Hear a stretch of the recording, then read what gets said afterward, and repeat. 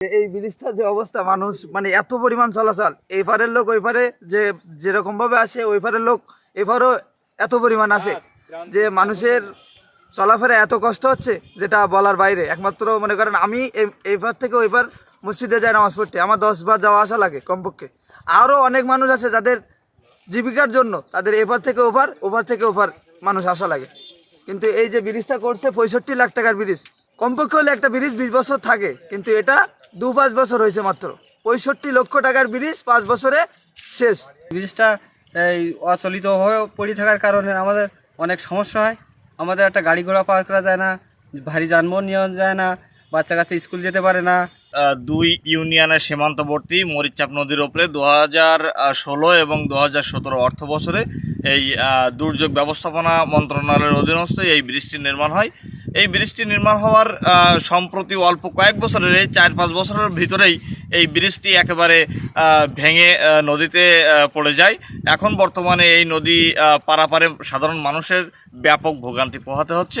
এই এলাকার সাধারণ মানুষ ব্যবসা বাণিজ্য সহ বিভিন্ন ক্ষেত্রে এপার ওপার পারাপারে এখন মানুষের ভোগান্তির কোনো অন্ত নেই। 16-17 অর্থ বছরে দুর্যোগ ব্যবস্থাপনা মন্ত্রণালয়ের অধীনে 54,60,000 টাকার কাজ হয়েছে। এটা আসলে বলার কিছু নেই। অযোগ্য কন্ট্রাক্টর বলেন বা অযোগ্য লোক দ্বারা এরকম করলে এরকমটাই মানে হবে।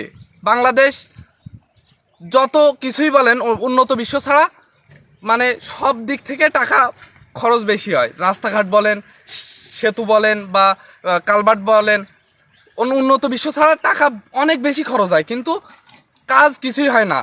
এসব যোগ্যতা আর অযোগ্যতা, অযোগ্য কন্ট্রাক্টরের কারণে এই অসুবিধা। আসলে আমাদের বাঁকড়া গ্রাম, সরাবপুর গ্রাম, শালকালি, কামালকাটি, কুন্দুরি, তারপরে আছে ব্যাংদা, এই সব যে এলাকার লোকগুলো, এবং ওপারে আছে পাইথালি, নৈকাটি, বুধাটা, এইসব এলাকার মানুষ টোটালি চলাচল করতে পারে না বললেই চলে। এখন হচ্ছে জোয়ারের সময় এত পরিমাণে পানি থাকে যে আসলে বলার শেষ নেই, মানে গলা অবধি পানি থাকে। আপনারা তো জোয়ারের সময় আসেননি বিধায় আপনারা দেখতে পাচ্ছেন না, এখন ভাটি সইতেছে। দীর্ঘ 1 বছর এই ব্রিজটা এইভাবে ফেলানো, গ্রামের মানুষ কিছু টাকা উঠাই কিছু কাজ সংস্কার করে। এখনো পর্যন্ত দেখলাম না যে ইউনো বা ডিসি এসে এই কাজে একটু সাহায্য করবে। সরকার আছে সরকারের জায়গায়, কিন্তু জনগণের ভোগান্তি তো দেখার লোক নেই। 50 বছরের ওয়ারেন্টি আর বাহারি ডিজাইনের মোস্তফা ইউপিভিসি ডোর, কাটিয়ে দিন নিশ্চিন্তে 50 বছর। Mostafa UPVC door, excellence with durability. ভাঙাচুরোর জন্য আমাদের ছেলেপিলি খুব মানে এখন খুব কষ্ট করি কুন্দুরি স্কুলে পড়তে যায়।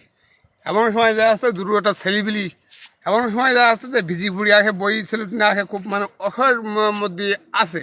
আর বাঁকড়ার লোক, কামালঘাটির লোক, এদিকে সরাবপুর লোক, হাজিপুরির লোক, কোনার বাঁকড়ার লোক, মানে এই 6-7টা গ্রাম সব মানে এইবারে যাতায়াত করে এবং তারা খুব দুর্ভোগের মধ্যে আছে। এটা যদি মেরামত করে খুব তাড়াতাড়ি, তাহলে আমাদের খুব সুবিধা হবে, জনগণের সুবিধা হবে।